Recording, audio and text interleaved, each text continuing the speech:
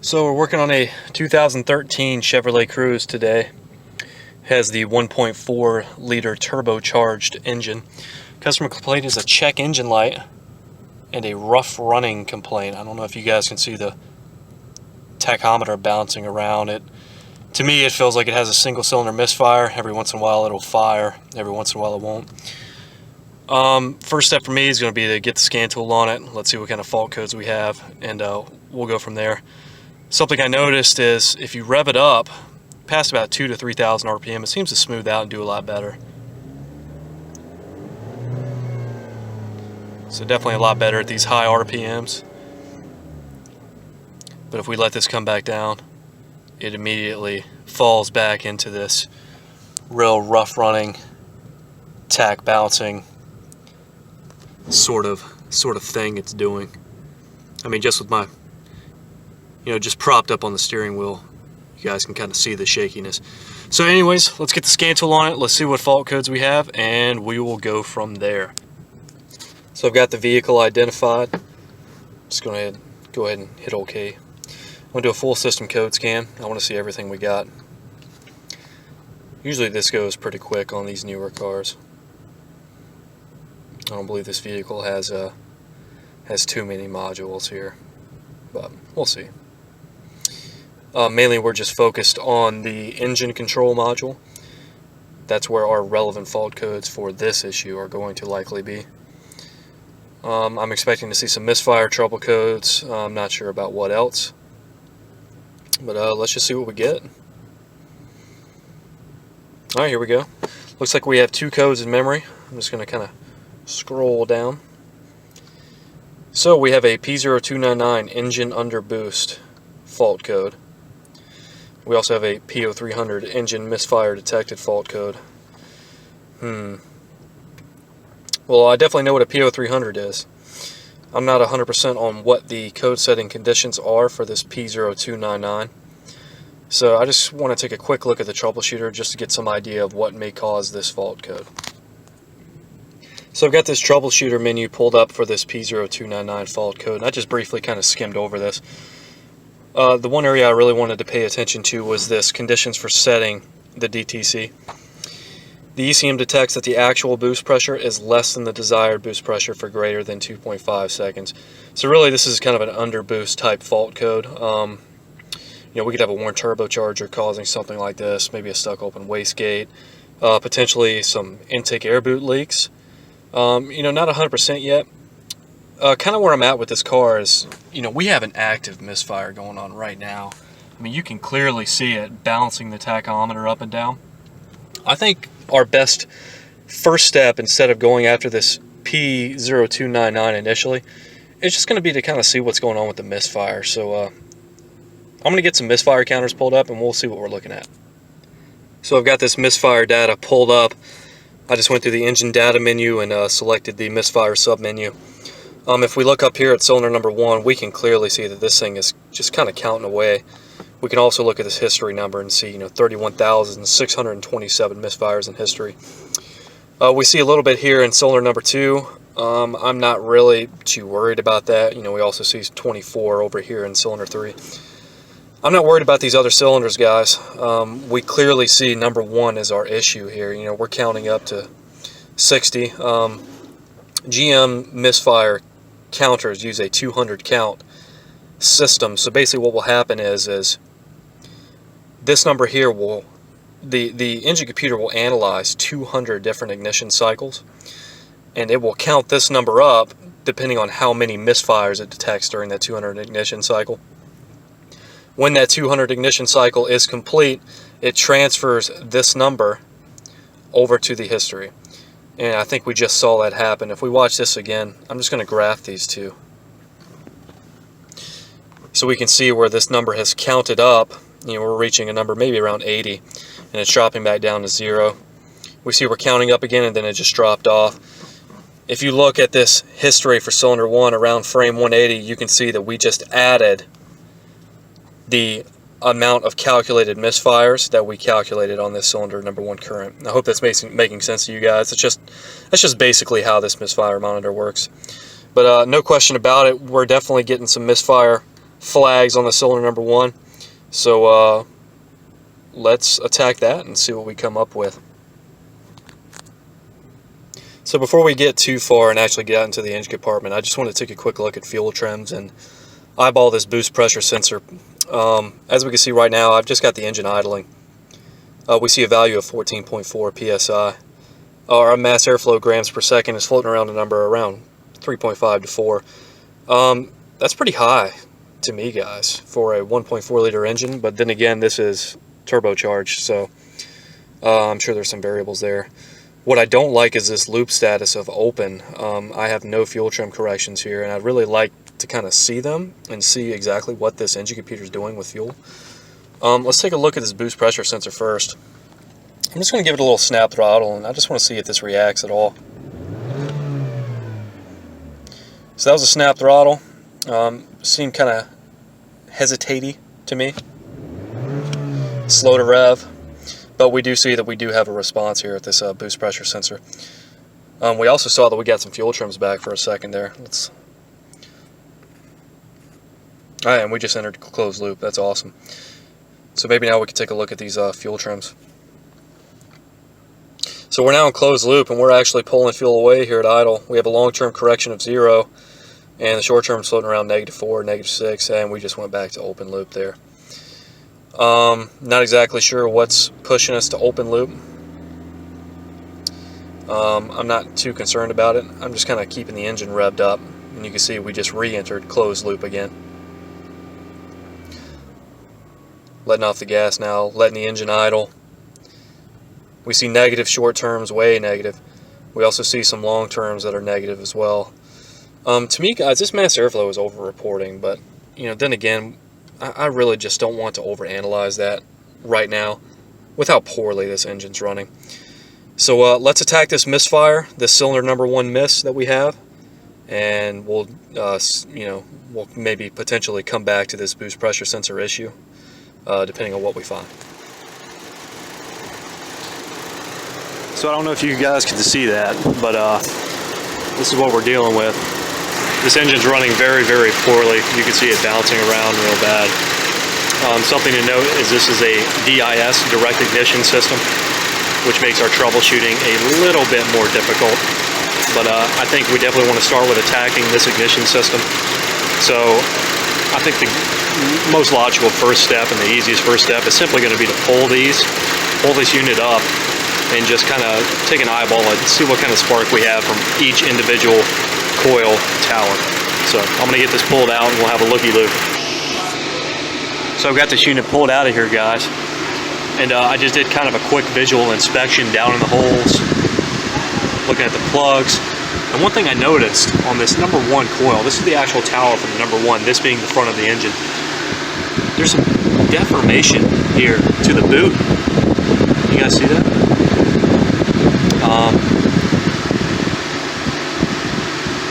Definitely a little strange. We're definitely going to keep that in mind. I don't see that deformation on any of these other coils. It's just this one, and you can see it a little bit better from the side. It's bulged up right here. So,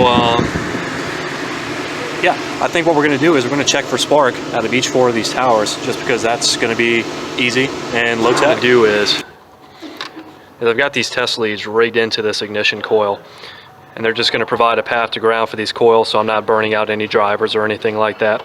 My main concern is the cylinder number 1 tower here, and I'm just going to kind of evaluate this spark with my test light. I've got an assistant in the car, and he's going to crank it for me, and then we're just going to kind of take a look at each of these towers and see how our spark looks. All right, go ahead and crank it.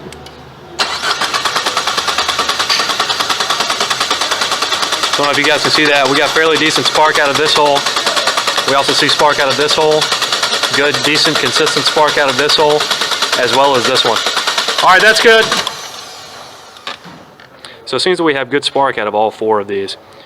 So now that we verified that, we need to move in a different direction as far as determining what's going on with this thing. All right, guys, so we didn't really come up with anything conclusive on our quick visual spark check on that ignition coil. It seemed to me that all of them were firing fine. They all seem strong and they all seem consistent. Given the way that this vehicle is running and just the way it feels, it still feels like an ignition system issue to me. We may move in a different direction. Obviously, there are variables, you know, to testing that coil in a fairly unloaded environment. So what I have here is a wiring diagram of this ignition coil unit, and what we can see is, you know, it has its own module built in. Basically, it basically has its own ignition control module integral to this unit, and then we have 4 individual coils here, 1 for each cylinder. Some commonalities we have on this that we don't really need to worry about are we have a ignition power feed here. We also have an ignition ground here. We have a low reference, which is also going to be a ground here.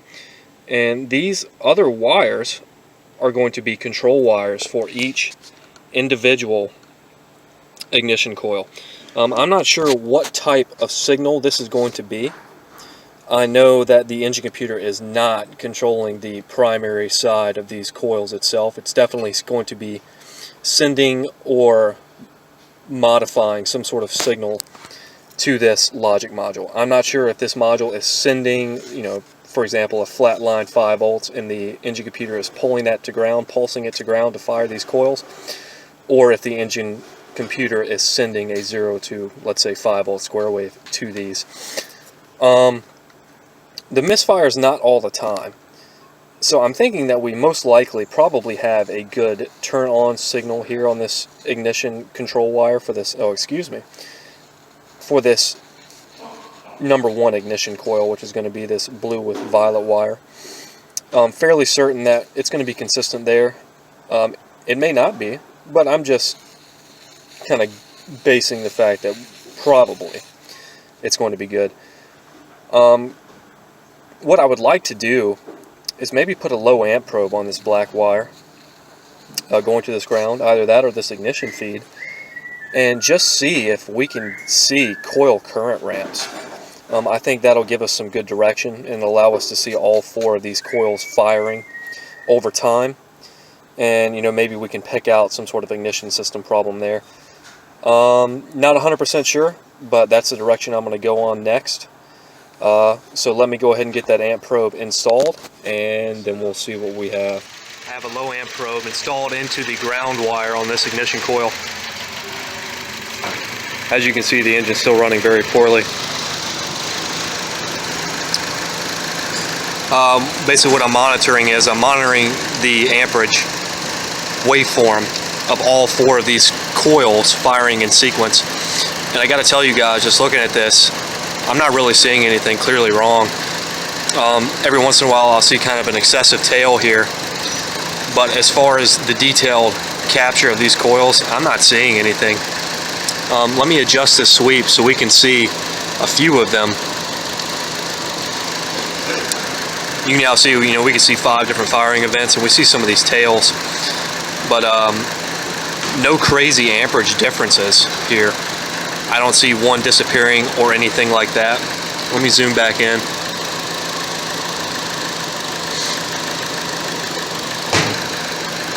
So there's a zoomed in.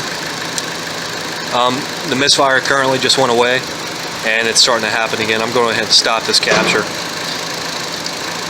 So let me shut the car off. So this is the waveform that we got on the car. What I'm going to do is I'm going to zoom out on this, and we'll get a little bit better of an idea as far as repetition. You know, in case maybe this coil is dropping out, you know, it's not being commanded on at certain times, and that's the cause of this misfire. So I'm just going to hit this zoom out tab here, and we can see all of our collected data here on the screen. You know, just looking at this, it all looks consistent. I do not see any dropouts. Let me tighten this up a little bit. Maybe not that far. Oh, there we go. So just looking at this, let me get this cursor out of the way here. Sorry about the glare, guys.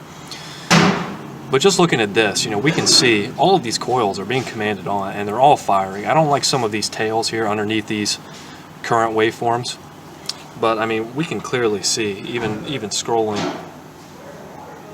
through our buffer, you know, there's no instance where we're just flat out losing this. You can see it's nice and even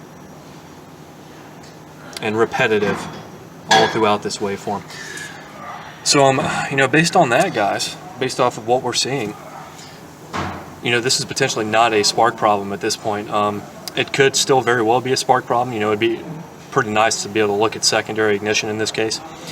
And we may need to do that, you know, maybe potentially rig some way up to do that. But I think we need to move in a different direction at this point and potentially look at maybe some fuel injector stuff or maybe something else. So yeah, that's what we're going to do next. So we're going after fuel next here, guys, and just looking at this fuel rail, we can see our injector connectors are kind of underneath this main harness connector back here.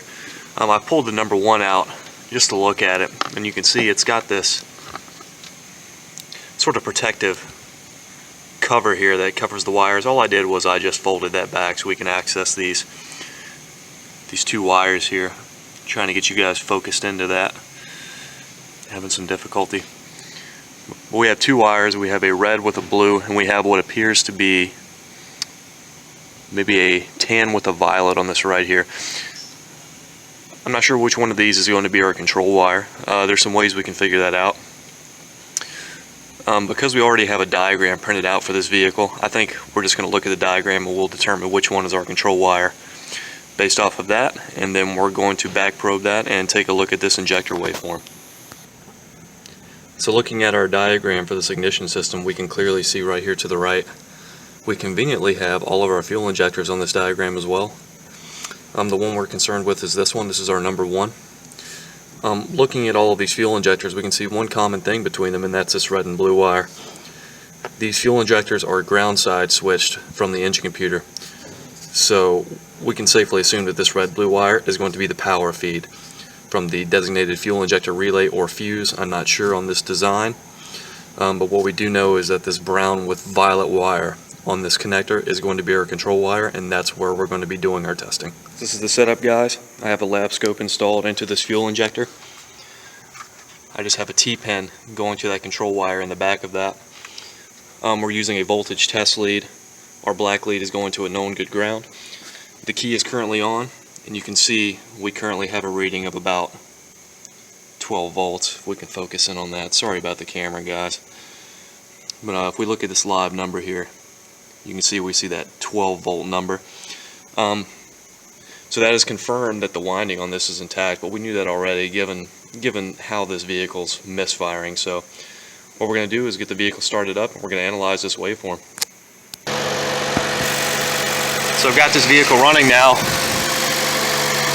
and I've already felt it misfire a few times. This is our injector waveform here. The main area that I'm focused on, and you can see the shaking here, the main area that I'm focused on is this here. This is what's known as a pintle hump. And what that's doing for us is it's letting us know that we do have mechanical movement in this fuel injector. We can see as this thing begins to run more and more poorly, you know, it's running really bad right now. And just look at it jumping. It's a solid dead misfire. But all during that event, I do not see any changes whatsoever in this pintle hump. The only thing I'm seeing are changes in injector pulse width. So in lieu of this, I don't believe that a fuel issue is our problem, and I think we need to move in a different direction, possibly back to ignition. I'm at the back of the car here, guys, and this thing's running pretty bad right now. Basically what I'm doing is I'm just kind of smelling the exhaust, and what I'm smelling is it stinks real bad, and that's not suggesting an issue with fuel. What that's really suggesting is an issue with spark. I don't know if you can see the flutter in the exhaust smoke there, but it's pretty much a dead misfire right now, but it stinks. It stinks real bad. So I think we're going to go back towards ignition and see what we can come up with. Maybe take another closer look at that coil boot. Not sure. Let me get this unit pulled back out. So I've got this unit pulled back out here, guys, and you know, obviously this is our deformed boot that we noticed earlier. Given this ignition system design, we're really limited on the secondary tests we can do, because really we would need to get some sort of capacitive probe into each of these locations. One thing we can do to look at secondary on this is we could run spark plug wires from each of these down to their spark plugs. An issue with doing that is I don't have any. I don't have any way to run individual spark plug wires down to these cylinders to do that right now. So just one issue we're dealing with.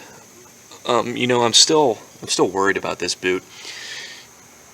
If for some reason spark were arcing to, say, this tube housing, you know, we would still have good current waveforms.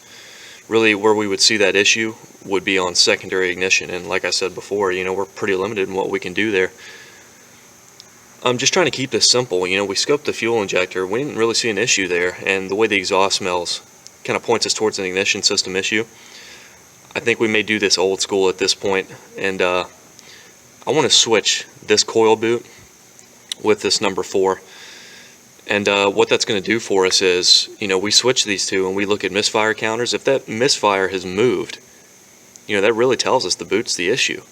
Another thing is if the misfire went away, that also tells us that the boot was the issue, because we moved this boot and we changed the way it was sitting. So you know, just trying to keep this simple and kind of work around this ignition system, I think that's what I'm going to do at this point. So I just removed this boot. This is the one from the number 4 over here. This is our deformed boot that came from cylinder number 1. One thing I noticed just pulling these off, this is the one from the number 4. This secondary electrode here, it stayed with the boot coming off this number 4. And taking a look at this number 1, this is just kind of flopping in the hole. I'm not sure if that's our issue, and I'm not 100% sure on how these are secured in here, but just something to note. So I'm going to go ahead and get these swapped fully, maybe take a closer look at how this is installed. This could be our issue potentially here, guys. So I've got the boots switched around. We have that number 1 boot on the number 4 and vice versa, and we can see this condition is still present. This vehicle is still misfiring severely. So the next step is going to be to go to misfire monitors, misfire counters, and see if that misfire switched cylinders or not. I'm moving to, or excuse me, I'm going to re-identify this vehicle. This is actually the morning after. So 2013, automatic ID. There's our vehicle. Hit OK. So I'm going to go straight to the engine menu this time. We have the 6-speed automatic transmission. Go ahead and hit continue there. And to get to this misfire counter, I'm going to go to the data display and misfire data.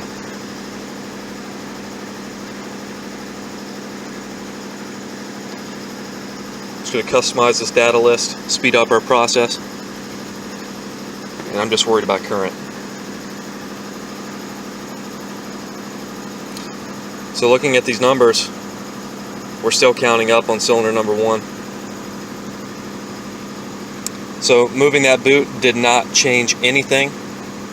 We need to pick a different path now. I think maybe doing a visual inspection on those plugs would be a good next step. So I'm just going to pull this coil unit back out, and we'll take a look at this number 1 spark plug and just see if we see anything, any carbon tracking or anything like that. As you can see, this is nearly a dead misfire at this point.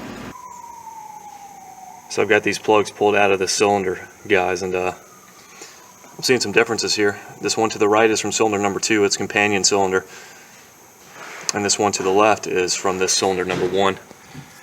I'm seeing some color differences on the porcelain. You know, we definitely have a darker color on this cylinder number 1 compared to its companion cylinder number 2. You can see that that's a nice clear white color. As far as electrode gap is concerned, you know, this is a fairly evenly worn spark plug. It looks fairly new. Don't really see an issue there. I'm going to get you back to the car and show you something else I noticed.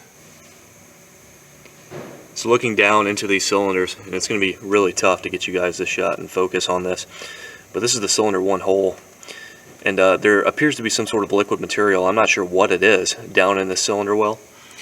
If we go to its companion cylinder, it's completely dry in the cylinder number 2. Come back to the cylinder number 1, and there is definitely some sort of liquid material on the top of this piston face. Not 100% sure what it is. Maybe it's fuel, maybe it's coolant. Upon seeing this, I took a quick look over here to the expansion reservoir, and what I noticed was that it is empty. Let me go ahead and pull this cap off. We haven't been running this car very long. There shouldn't really be any pressure in this. So we had a little bit there. You know, be careful here, guys. But looking down into this, I see just a little bit of coolant down there in the bottom. But this tank is empty, guys, pretty much. I mean, if we look on the side of this, we do not see any coolant in this tank. Now, could that point towards a head gasket issue? Maybe. Just in lieu of this, I think what I want to do first is put these plugs back in, do a relative compression test, and then maybe do a block test on this vehicle. So I've got the vehicle put back together, I got those plugs put back in, and I moved the cylinder 1 plug over to the cylinder 2 just because of those color differences, and we can clearly see here on the scan tool our misfire moved. The vehicle's running very poorly. It's almost a dead misfire right now. We see we now have a flashing check engine light. So, you know, our misfire definitely followed the plug. So this plug is bad. You know, could this plug potentially be fouled? It's possible. I'm holding the engine RPM up currently. Maybe to just trying to kind of bake some of that stuff off here. But it's really not helping. Just moving that plug really, I think, kind of did it. Brought the engine back down to idle speed, and this misfire has improved significantly. We still see we're getting some misfire counts counting up every once in a while, and there it goes again, another dead misfire. So this is a bad plug, guys. We're pretty much done. I'm still a little bit concerned with the wetness that I saw on that cylinder. I think we can just attribute that to being fuel from this bad plug. You know, definitely still worried about the low coolant level. Obviously, we need to top that off and kind of look further into that, but I'm no longer worried about a head gasket problem. I'm no longer worried about the coil boots. You know, definitely the cause of this misfire is going to be this spark plug. We identified that, you know, really just by using some old school techniques, guys. We simply just moved that plug to a different cylinder and confirmed that the misfire followed. Really low tech. You know, we can see we've got pretty much a dead misfire here now, but without a doubt that misfire moves cylinders, so the spark plug is our issue. Some things I'm thinking about is, you know, how can we identify this on this coil design? You know, given that this is a DIS system, the coil is installed on top of the engine. You know, it really makes troubleshooting these things somewhat difficult, not being able to look at secondary. What I would like to do, and what I mentioned previously in the vehicle, is maybe get 4 spark plug wires, maybe off a Subaru or something, and use those as secondary adapters. And I think, you know, going forward in the future, that would help to identify issues like this. But you know, without a doubt, we identified the problem. We're going to get, you know, what my recommendation is going to be is a full tune-up, 4 plugs, and then given that we had 1 deformed boot, I'm also going to get 4 coil boots. And you know, that'll take care of this issue. And let me do that, get all this stuff ordered, and show you the after with a good running Cruze. So yeah, so I've got the plugs and boots installed on this vehicle, and we're about to start it up. Here on the scan tool, I've just got our misfire numbers pulled up so we can verify the repair here. So here we go, vehicle's running. We'll just kind of watch this tachometer for a little bit, and then we'll bounce on over to the Misfire monitors. I don't feel a miss. Vehicle seems to be running nice and smooth. Just waiting for this initial cold start idle kick down to come down. So, you know, while we're waiting for this idle to come down, we'll look at our misfire counters. As you can see, we don't have any. Idle speed's starting to come back down to a normal range now. The vehicle's running very smooth, you know, complete 180 of where it was before. We definitely learned a lot on this one, guys, with this DIS style ignition system and the variables, you know, as far as testing it. Definitely a little bit more difficult of a system to troubleshoot just because it's, you know, we couldn't really look at secondary. But we fixed the car. We came to the correct diagnosis, and, you know, it was a pretty simple fix, nice and easy. We were 100% confident on it. Going forward, you know, I'm definitely going to look into getting some spark plug wires potentially to use as test leads for these style ignition systems. I think that definitely would have been helpful for this and troubleshooting this issue. But yeah, we're all good. Vehicle's fixed. We still do have that underboost fault code that we need to deal with. I'm not sure if I'm going to be able to record that or not. But as for this misfire, we kicked its butt, and yeah, we're all good. So thanks for watching, guys.